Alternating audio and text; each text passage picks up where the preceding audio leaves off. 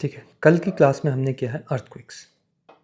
तो पूरा अर्थक्वेक मैं यहाँ समझा देता हूँ। देखो जी, सबसे पहले हमें देखना है अर्थक्वेक आता कैसे है, हाउ, अर्थक्वेक हाउ, जिसमें कुछ टर्म्स हैं। देखो जी, जो हमारा अर्थ है वो बहुत सारे प्लेट से बना है, जिक्सॉ पजल जैसा है। ये प्लेट, ये प्लेट, ये प्लेट। जब ये प्लेट्स की मूवमेंट होती है ना, तो एक प्लेट यहाँ है, एक प्लेट यहाँ है, ये दोनों एक दूसरे टकराएंगे। जब ऐसे ये टकराते हैं तो यहाँ पे फोर्स प्रोड्यूस होता है। ठीक बात है, ऐसे फोर्स प्रोड्यूस होगा। मगर कभी कभी क्या होता है, ये प्लेट्स एक दूसरे के ऊपर चढ़ जाते हैं। तो यहाँ पे प्लेट है, यहाँ पे प्लेट है, ये इसके ऊपर चढ़ गया। जब ये इसके ऊपर चढ़ता है तो ऐसे फ्रैक्चर सा बनता है अर्थ में। इसको बोलते हैं फॉल्ट, FAULT, फॉल्ट। जिस पॉइंट पे ये फ्रैक्चर बना है, जहाँ से शुरू हुआ है, उस पॉइंट को बोलते हैं फोकस। और इसी पॉइंट से अर्थक्वेक ओरिजिन होता है। ये जो फोकस है, यहाँ से वेव्स निकलती हैं, बहुत सारी एनर्जी वेव्स। और वो एनर्जी वेव ऊपर हमारे सरफेस को टकराती है, और इसको बोलते हैं एपी सेंटर। ये बन गया अर्थक्वेक। तो हमें अर्थक्वेक जो महसूस होता है वो एपी सेंटर से महसूस होता है। ये बात समझी कैसे चल रहा है? देखो डायग्राम देखते हैं पहले अर्थक्वेक में। ये देखो डायग्राम कैसे है। ये फोकस, ये है फ्रैक्चर, फॉल्ट। ये प्लेट इधर चल रही थी, ये प्लेट इधर चल रही थी, इसके ऊपर चढ़ गई। देन फोकस से एनर्जी रिलीज हुआ, एनर्जी रिलीज हुआ, ऊपर गया एनर्जी, सरफेस पे टकराया। यही एनर्जी वो ऊपर बोलते हैं एपीसेंटर। पहला point of contact on the surface of this energy from focus is known as epicentre and earthquake आ गया। ठीक है, ये 4 टर्म्स हो गए आपके। अब आ जाओ इधर। तो पहले हमने अर्थक्वेक में पढ़ा 4 टर्म्स, टर्म्स का ही ये पूरा चैप्टर है।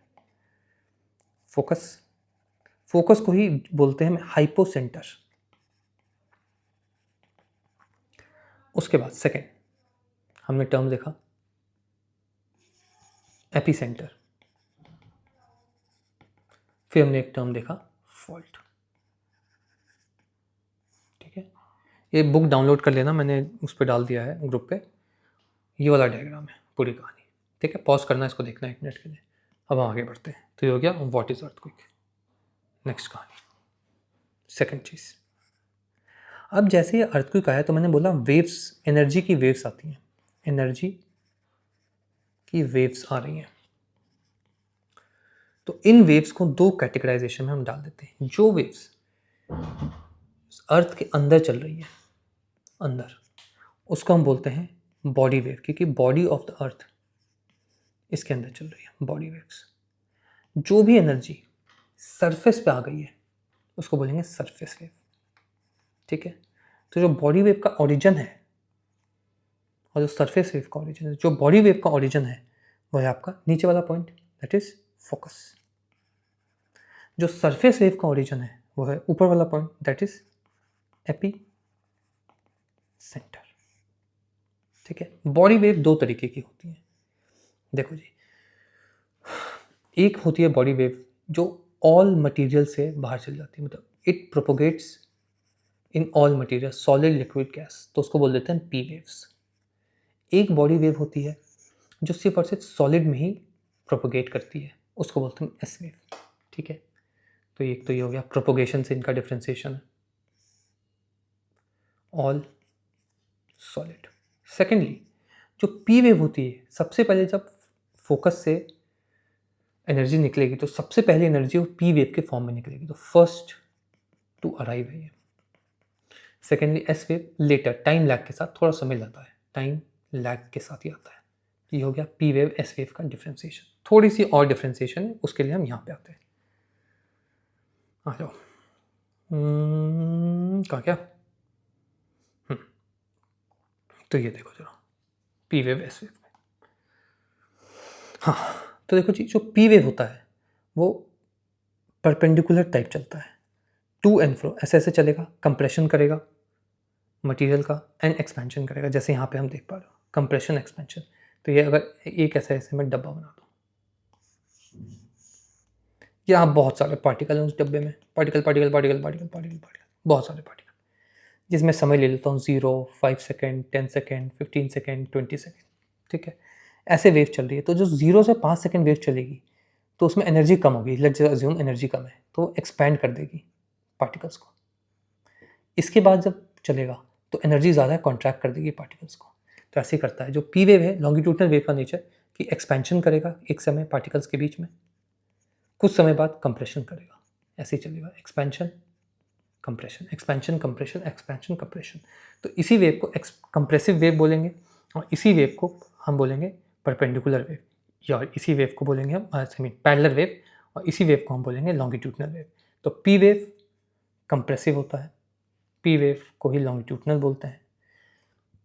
पी वेव में जब कंप्रेशन होता है तो उसमें डेंसिटी डिफरेंशिएशन देखो ना खुद ही, जब एक्सपेंशन होगा, जब कंप्रेशन होगा, तो रॉक का अगर पार्टिकल है तो रॉक का कुछ हिस्सा ज़्यादा डेंसिटी, कुछ हिस्सा कम डेंसिटी, तो ये डेंसिटी डिफरेंशिएशन, यह है पी वेव। ठीक है। इसके बाद आपका हुआ ये एस वेव। एस वेव क्या करता है, लॉन्गिट्यूडनल, मतलब एस वेव अगर ऐसे चल रहा है तो जो पार्टिकल पे फोर्स लगाएगा वो ऐसे लगाएगा, तो इसलिए ये परपेंडिकुलर चलेगा एस वेव। तो perpendicular to propagation S wave में इसलिए ऐसे बनता है, पार्टिकल पे लगाया फोर्स, ऊपर गया पार्टिकल, नीचे आएगा पार्टिकल, ऐसे ऐसे ऐसे ऐसे ऐसे बनेगा। बस इतना जानना है कि परपेंडिकुलर चलेगा आपका एस वेव, पैरेलल चलेगा आपका पी वेव, खत्म होगी कहानी। अब तेज़ कौन सा चलता है, तो पी वेव की स्पीड ज़्यादा होती है। क्या होती है स्पीड नहीं जानना है, इतना जानना है कि ज़्यादा होती है। एस वेव की स्पीड थोड़ी सी कम होती है, ठीक बात है। Travel all medium, travel only solid. Similarity first to arrive, time lag के साथ। जो पी वेव होता है आपका साउंड वेव की तरह होता है, ठीक है, साउंड वेव आपका लॉन्गिट्यूडनल होता है। जो एस वेव होता है वो लाइट वेव की तरह होता है, that is perpendicular transverse. Destruction सबसे ज़्यादा किस में होता है, तो एस वेव सबसे ज़्यादा डिस्ट्रक्शन करता है, क्योंकि डिस्प्लेसमेंट देख रहे हो कितना ज़्यादा करेगा रॉक का, तो इससे डिस्ट्रक्शन भी सबसे ज़्यादा करता है, और इसमें लेस डिस्ट्रक्शन। ठीक है, अगेन इसको पॉज करके देखना तब बेहतर समझ में आएगा। अब आ जाते हैं हम यहाँ पे एस सरफेस वेव में। अब देखो जी सरफेस वेव की क्या कहानी है। सरफेस वेव में दो तरीके की वेव होती है, एक होता है आपका एल वेव, लव वेव, और एक होता है आपका रेले वेव। जो लव वेव है वो हॉरिजॉन्टली चलता है, हॉरिजॉन्टल, और जो रिले है वो ओशन की तरह चलता है, ऐसे चलेगा, थोड़ा सा पीछे आएगा, फिर जाएगा, फिर आएगा, फिर जाएगा, फिर आएगा, फिर जाएगा, बस इतना ही है, इसमें इतना ही है। अब मैं एक और बात बताना चाहूँगा, सरफेस वेव जो है वो और डिस्ट्रक्टिव होती है, डिस्ट्रक्टिव। तो इन दोनों में से सरफेस ज़्यादा डिस्ट्रक्टिव है, इन दोनों में से सेकेंडरी ज़्यादा डिस्ट्रक्टिव है। Primary wave, secondary. Secondary wave नाम वही है क्योंकि वेव जो है लेट आई है, इसलिए सेकेंडरी वेव है, ये मोर डिस्ट्रक्टिव है, ये भी ओनली सॉलिड है। ठीक बात है, फिर से आ जाओ यहीं पे देखते हैं डायग्राम, देख रहे हो डायग्राम में कैसे चल रहा है surface wave, Rayleigh wave, I mean to say Rayleigh wave, देख रहे हो, तो रिले वेव ओशन की तरह चलेगा। लव वेव जो है वो हॉरिजॉन्टल चलेगा, सरफेस वेव ऐसे चलेगा, एस वेव ऐसे चलेगा, और बॉडी वेव सरफेस वेव ये दो है, बॉडी वेव ये दो है। अब एक और कहानी है, ये ऑल मीडियम चलता है, ऑल, ये सॉलिड, ये भी सॉलिड, ये भी सॉलिड, सारे सॉलिड हैं सिवाय आपके पी वेव के। ठीक कहानी है, ये हो गया। अब डिस्ट्रक्टिव लेवल, मैक्स डिस्ट्रक्टिव, इसके बाद मीडियम, और दिस इज मिनिमम। तो अगर डिस्ट्रक्शन पे हम देखें तो सबसे पहले सरफेस वेव का डिस्ट्रक्शन सबसे ज़्यादा होगा, उसके बाद जो डिस्ट्रक्शन होगा वो आपके एस वेव का होगा, और उसके बाद जो है पी वेव का होगा। ठीक है, अब जो डिस्ट्रक्शन है इसमें एम्पलीट्यूड जैसी एक कहानी आती है। ये एक डायग्राम दिया हुआ है, कहाँ गया, ये रहा डायग्राम। तो आप ध्यान से देखो, तो सरफेस वेव का एम्पलीट्यूड ज़्यादा होता है आपके पी और एस वेव से। इनफैक्ट एस वेव का भी काफ़ी ज़्यादा होता है एम्पलीट्यूड, यहाँ पे ढंग से नहीं दे रखा, एस वेव का भी ज़्यादा होता है एम्पलीट्यूड। तो टाइम के साथ सबसे पहले इन टाइम अगर हम देखें तो पी आएगा, फिर सरफेस, फिर सेकेंडरी वेव आएगा, देन सरफेस वेव आएगा। डिस्ट्रक्टिव लेसनेस में देखें, लेस डिस्ट्रक्टिव, मोर, मोस्ट डिस्ट्रक्टिव। ठीक है, अगेन पॉज करके देखना, ये एम्पलीट्यूड वाला क्वेश्चन आ चुका है। ठीक है जी, ये ख़त्म हो गया, आगे बढ़ते हैं हम। ये हो गया वेव की कहानी। देखें कौन कौन सा टॉपिक हो गया है।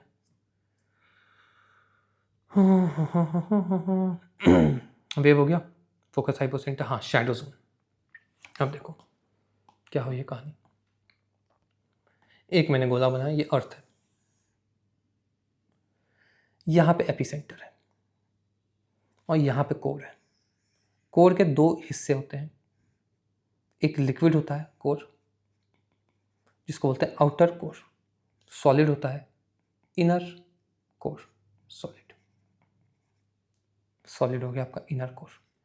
जब यहाँ से वेव्स निकलेंगी, मैं पी वेव को एज्यूम कर रहा हूँ, तो पी वेव ऐसे आएगा क्योंकि ऑल मीडियम में जा सकता है, तो यहाँ से टकराएगा, ऐसे घूम जाएगा, टकराने का नहीं होगा तो घूमता जाएगा घूमता जाएगा, ऐसे करके पी वेव चलता है, ऐसे ऐसे। पी वेव जब यहाँ आता है तो ये रिफ्रैक्ट होता है अंदर की तरफ, अब फिर बाहर यहाँ से निकल जाता है, तो पी वेव यहाँ जाएगा यहाँ जाएगा। तो अगर आप ध्यान से देखो तो पी वेव इस पॉइंट से लेकर इस पॉइंट तक आपको मिलेगा, मैक्सिमम इतना ही मिलेगा, फिर इस पॉइंट से लेकर इस पॉइंट तक मिलेगा, फिर इस पॉइंट से लेकर इस पॉइंट, बीच में आपका पी वेव नहीं मिलेगा। इसको बोलते हैं पी वेव का शैडो जोन। तो ये क्या है, जिस भी पॉइंट पे एपिसेंटर पे आया है अर्थक्वेक, वहाँ से 105 डिग्री मैक्स इतना ही पी वेव मिलता है। इसके बाद 145 से मिलना शुरू होता है, यहाँ भी सेम 105 145। तो पी वेव का जो शैडो जोन है वो 105 से 145 है। अभी सुंदर वाला डायग्राम देखते हैं इसमें। हाँ ये देखो, अगर आप ध्यान से देखोगे तो यह है पी वेव। एस वेव भी यहीं चल रहा है, दिखा नहीं है इसमें, एस वेव भी ऐसे ही चल रहा है, इनके साथ ही चल रहा है। No direct P wave, P wave no direct P wave. S wave का देखोगे सिर्फ सॉलिड सॉलिड में चलता है क्योंकि ये कोर है, यहाँ पे लिक्विड है, तो जैसे लिक्विड के साथ इंटरेक्शन होगा एस वेव का, एस वेव उसके आगे नहीं जाएगा, रिफ्लेक्ट होकर ऊपर चल जाएगा। तो अब आपको ये बात भी पता चल गई कि जो बॉडी वेव होती है उसमें रिफ्लेक्शन भी होता है, रिफ्रैक्शन भी होता है। तो ये एस वेव आ गया, देख रहा हूँ एस वेव। एस वेव सिर्फ इतना ही चल रहा है, ये शैडो जोन है। तो एस वेव का shadow zone is greater than P wave का शैडो जोन। ठीक है, ये शैडो जोन की कहानी हो गई। अब आ जाओ, ये भी डन। अब देखते हैं नेक्स्ट टॉपिक क्या है। अरे यार, हाँ ये हो गया, पी वेव हो गया, फोकस हो गया, बॉडी हो गया। अब आ जाओ मेजरमेंट, मेजर कैसे करते हैं। बहुत सिंपल है, एनर्जी, पहले हमको एनर्जी मेजर करनी होगी अर्थक्वेक की, कितनी एनर्जी आई है अर्थक्वेक में। फिर हमको मेजर करना है कितना डिस्ट्रक्शन किया अर्थक्वेक में। तो एनर्जी हमको मेजर करनी है तो उसको हम बोलेंगे मैग्नीट्यूड, मैग्नीट्यूड स्लैश, ठीक है अभी मैग्नीट्यूड है, रिक्टर आएगा तो बताता हूँ। मैग्नीट्यूड है, डिस्ट्रक्शन जो है वो है इंटेंसिटी। तो ये वर्ड्स याद रखना कि destruction is related to intensity, magnitude is related to आपका एनर्जी। अब ये जो मैग्नीट्यूड है इसको मेजर करते हैं रिक्टर स्केल से, और जो ये इंटेंसिटी है इसको मेजर करते हैं मर्कैलिस स्केल से।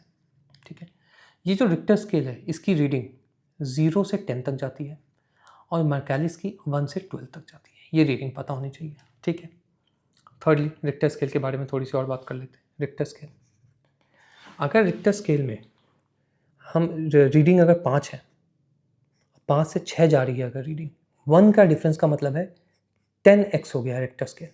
10x क्या, एम्पलीट्यूड, एम्पलीट्यूड 10x हो गया है। तो 10x एम्पलीट्यूड हुआ तो एनर्जी कितनी टाइम्स बढ़ी है, तो एनर्जी 32 टाइम्स बढ़ी है। ये ध्यान नहीं रखना है, ये ऐसे ही बता रहा हूँ, सिर्फ इतना ध्यान रखना 10x का डिफरेंस होता है एम्पलीट्यूड में। ठीक बात है, ये रिक्टर स्केल, मर्कैली स्केल 1 से 12। 5+ जब अर्थक्वेक होगा रिक्टर स्केल पे तो वो डिस्ट्रक्टिव हो जाता है अर्थक्वेक। ठीक है, ये सब बातें छोटे से डायग्राम में ऐसे लिखी हुई है, मैंने यहाँ भी लिख दिया है, ये। ठीक है, इसको पॉज करके रीड करना एक बार। अब आ जाओ इफेक्ट ऑफ अर्थक्वेक।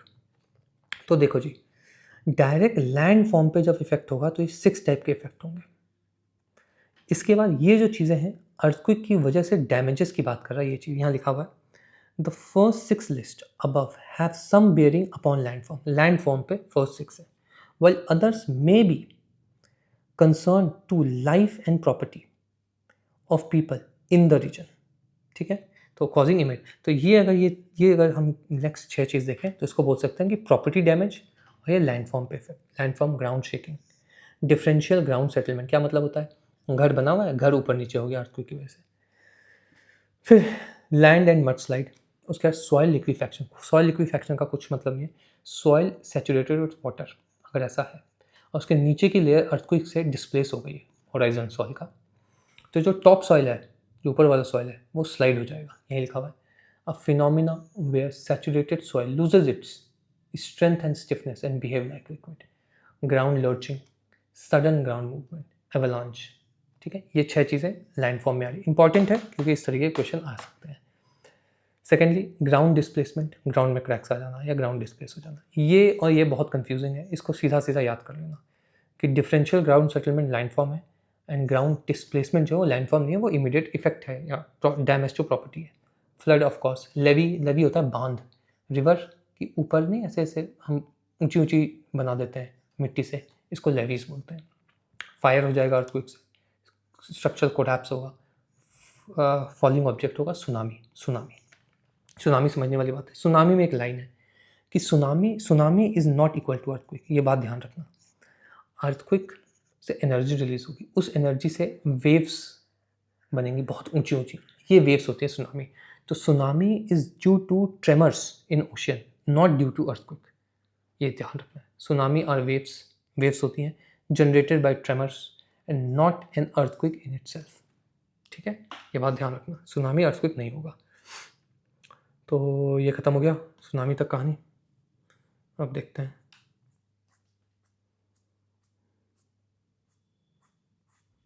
मेजर हो गया, ये हो गया, फोकस हो गया, पी शैडो हो गया, इफेक्ट हो गया। ठीक है, तो अपना ये अर्थक्वेक डन हो गया, ख़त्म कहानी। अब आ जाते हैं हम इंटीरियर ऑफ द अर्थ पे। बहुत ही सिंपल है, डिफिकल्ट लग सकता है बट क्लास में पूछना अगर बहुत डिफिकल्ट लगे। देखो ये अर्थ है अपना डायग्राम,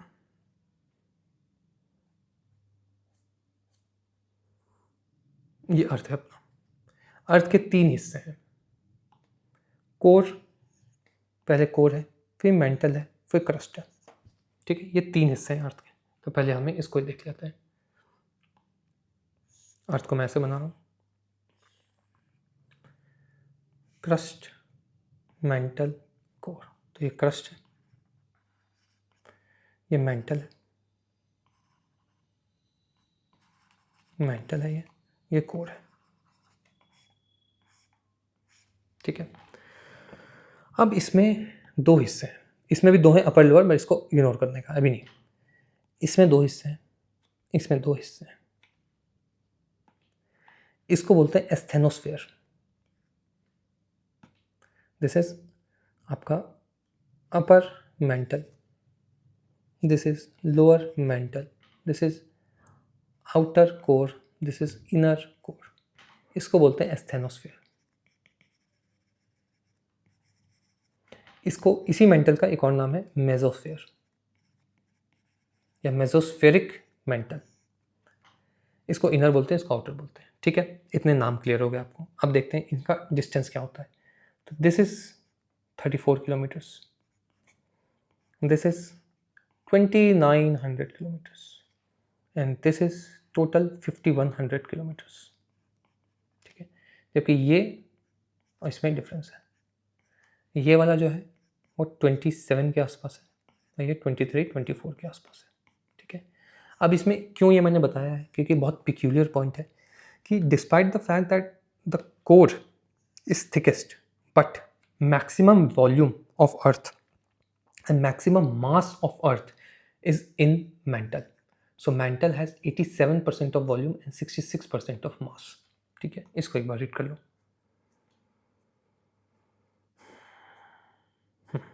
इसको रीड करना है, ये कहानी, ये है आपका मेंटल। कोर का एक और नाम है ब्रेफेयर, मेसोस्फेयर इसका नाम है। पॉज करना है, इसको रीड करना। ठीक कहानी है, अब आगे देखते हैं। हाँ, ये देख लिया ये। ठीक है, अब इसमें आ जाओ एक और चीज़। अब अगर ध्यान होगा, पिछली क्लास में मैंने बताया था कि जब हम अर्थ में नीचे की तरफ जाते हैं तो डेंसिटी इंक्रीज होती है। तो क्रस्ट लाइटेस्ट होगा, ये हैवीएस्ट होगा क्योंकि सबसे नीचे। ठीक है, सेकेंडली क्रस्ट की एक और प्रॉपर्टी है, crust is brittle is solid है और इसमें दरारें पड़ सकती हैं, फ्रैक्चर आ सकता है क्रस्ट में, इसलिए इसको ब्रिटल बोलते हैं। ठीक है, लाइटेस्ट भी है, ब्रिटल भी है, हैवीएस्ट भी है। ये क्लियर हो गया। अब आते हैं कि आपका ये सब बनता किस चीज़ से है, तो इसको मैं मिटा देता हूँ। क्या चीज़ किससे बनी है, तो अगर ध्यान से आप देखोगे तो जो कोर है इसमें नेफा है, निकल एंड आयरन, इसमें भी नेफा है, निकल एंड आयरन, मगर ये जो नेफा है इसमें आयरन की क्वांटिटी बहुत ज़्यादा है निकल से, so hence this is very solid. इसमें आयरन एंड निकल एक जैसा है, दिस इज लिक्विड। ठीक है, लोअर मेंटल सॉलिड है, upper mantle asthenosphere semi solid है, सेमी सॉलिड। ये तो अपना सॉलिड है, लाइटेस्ट है, इसमें अलग है कहानी, क्रस्ट की कहानी भी थोड़ी देर में, अभी बस इतना ही ध्यान रखो, इसको हटाओ। ठीक है, अब प्रॉपर्टीज़ क्या है। जो अर्थक्वेक और वॉल्केनोज आते हैं वो यहीं से आते हैं, अर्थक्वेक एंड वॉल्केनोज। यूजुअली दोनों लेयर है और एनसीईआरटी में ये लोअर को ज़्यादा प्रेफरेंस दी गई है। अगर मेंटल आ जाए वाले का मेंटल कर देना, अगर अपर एंड लोअर मेंटल है तो लोअर मेंटल करना। ठीक है, अर्थक्वेक। जो सेमी सॉलिड लेयर है यहाँ पे रेडियो एक्टिविटी बहुत ज़्यादा है, रेडियो एक्टिविटी की वजह से यहाँ पे जो है ये सेमी सॉलिड जो रॉक है वो मोल्टेन स्टेट में रहते हैं। ठीक बात है, इतनी कहानी क्लियर होगी। अब यहाँ जाओ, इसको एक बार रीड कर लो। सेमी सॉलिड, ये मैग्मा, यहीं से मैग्मा सप्लाई होगा, solid and responsible for volcanic and earthquakes. अब इसमें क्या है कि जो हमारा प्लेट्स हैं, अर्थ के ऊपर जो प्लेट्स हैं, लिथोस्फेयर, उसको प्लेट्स बोलते हैं अर्थ के ऊपर, वो प्लेट्स एस्थेनोस्फेयर के ऊपर तैरती रहती हैं, फ्लोट हो रही हैं एस्थेनोस्फेयर के ऊपर। तो एस्थेनोस्फेयर को फ्लोट करने में कौन मदद कर रहा है, तो क्या होता है कि ये हमारा मेंटल है। मेंटल के दो हिस्से हैं, सॉलिड और लिक्विड या सेमी सॉलिड। तो क्या होता है, ये जो सॉलिड लेयर है यहाँ हीट बहुत ज़्यादा है, तो जो भी हॉट रॉक है ना, हीट जो है हॉट रॉक में हीट ऊपर की तरफ जाएगी, लाइटर है, हीट ऊपर जाएगी, हीट ऊपर गई तो जो भी कूल यहाँ पे गैस है, एनर्जी है, वो नीचे आएगी, तो इससे कन्वेक्शन करंट बन जाएगा इस टेम्परेचर डिफरेंस से, क्योंकि मेंटल में नीचे वाला हॉट है, ऊपर वाला कोल्ड है, तो कन्वेक्शन करंट यहाँ पे बनेगा। इस करंट की वजह से जो है हमारी जो भी प्लेट्स हैं वो उनका मूवमेंट होता है। ठीक बात है। अब इसको यहाँ पे रीड कर लो, ऐसे इतना डिटेल में जाना नहीं है, बस ये पता होना चाहिए कि टेम्परेचर डिफरेंस है, इस वजह से ये हो रहा है। यहाँ देखो लिखा हुआ है मैंने, high temperature difference leading to convective current which are responsible for earthquake, volcanic activity and magnetic field. तो यही एस्थेनोस्फेयर में घुमाव है, इसी घुमाव की वजह से जो अपना लिथोस्फेयर है उसमें मूवमेंट है। ठीक है, प्लेट्स में मूवमेंट है और अर्थक्वेक, वॉल्केनो, ये सब चीज़ें आ रही हैं। ठीक है, इतनी कहानी हो गई। अब आ जाते हैं हम इस पर, मतलब हो गया, सब लिखा हुआ है। अब आ जाते हैं लिथोस्फेयर क्या होता है, क्रस्ट क्या होता है, ये सब कहानी। तो देखो जी, अभी हमने देखा क्रस्ट और अपर मेंटल का कुछ पोर्शन, पूरा नहीं, इसको मिला के हम लिथोस्फेयर बोलते हैं। लिथोस्फेयर में दो तरीके के होते हैं, क्योंकि ओशन भी है लिथोस्फेयर में, कॉन्टिनेंट भी, तो ओशन एंड कॉन्टिनेंट। तो जो ओशन की थिकनेस है in lithosphere, it is less than continent. Ocean की थिकनेस 0 से 100 km है और कॉन्टिनेंट की थिकनेस 0 से 200 km है। करेक्ट हो गया। अब मैं सिर्फ और सिर्फ यहाँ से क्रस्ट उठा रहा हूँ, क्रस्ट की बात कर रहा हूँ कि क्रस्ट में ऐसा क्या है। तो क्रस्ट सेम कहानी क्रस्ट में भी है, क्योंकि हम ऊपर देख ही रहे हैं क्रस्ट को। क्रस्ट में भी ओशन है, क्रस्ट में भी कॉन्टिनेंट है। तो ओशन जो है उसकी भी थिकनेस जो है कम होती है, 5 से 7 kilometre, and continent is around 30 या 20 से 70 किलोमीटर, 30 ऑन एन एवरेज। तो ये थिकनेस हो गई। So both ocean, continent is thicker than ocean, thickness है parameter in both lithosphere and crust. इतनी बात समझ गए। अब इससे बनता किससे किससे बन रहा है, यहाँ पे देख लो पहले। ये तो भी बोला कि जो लिथोस्फीयर है वही टेक्टोनिक प्लेट्स है। तो tectonic plates is equal to lithosphere, इस तरीके से आप समझ सकते हो। Lithosphere in itself is crust plus upper mantle. ठीक बात है। अब देखो कहूँ मैं, हाँ ये जो चीज़ें हैं किससे किससे, यहाँ मैं बता ये नेफा है, ये नेफा है। ये जो मेंटल है ये बना है सीमा से, सीमा दैट इज सिलिकॉन। यहाँ आ जाओ, यहाँ पे आ जाओ। ये जो नेफा है ये बना है आपका, ये नेफा बोल रहा हूँ, जो मेंटल है ये बना है सीमा से। सिलिका, सीमा में मैग्नीज मत समझना, मैग्नीशियम है वो, Mg होना चाहिए, बट ऐसे बोलते हैं सीमा, तो सीमा मैग्नीशियम से बना है। जो ऊपर वाला क्रस्ट है ये यूजुअली दोनों चीज़ों से बना है, सियाल से भी बना है एंड सीमा से भी बना है। तो ये थोड़ा सा ध्यान रखना है। क्यों ऐसा मैं कह रहा हूँ, क्योंकि अभी हमने देखा क्रस्ट में कि एक जो कंपोनेंट है वो है कॉन्टिनेंट्स का, एंड सेकेंड जो कंपोनेंट है वो है ओशन का। तो oceanic component of the crust is made up of seema and continental component of the crust is made up of सियाल। सियाल जो है उसकी डेंसिटी लेस है, कितनी है 2.7 के आसपास की डेंसिटी है। जो सीमा है उसकी डेंसिटी ज़्यादा है 3.2। तो जिसकी डेंसिटी ज़्यादा होगी वो नीचे होगा, जिसकी डेंसिटी कम होगी वो ऊपर होगा। तो यह है सियाल और सीमा। ठीक बात है। अब इसको ऐसे कर लो, crust, sial, sima, mantle, sima. This is continental crust, this is oceanic crust, this is entire mantle. ठीक है। इस वीडियो को ध्यान से देखना, क्लास में मैं इसको फिर से रिवाइज करूँगा, देन हम आगे बढ़ेंगे।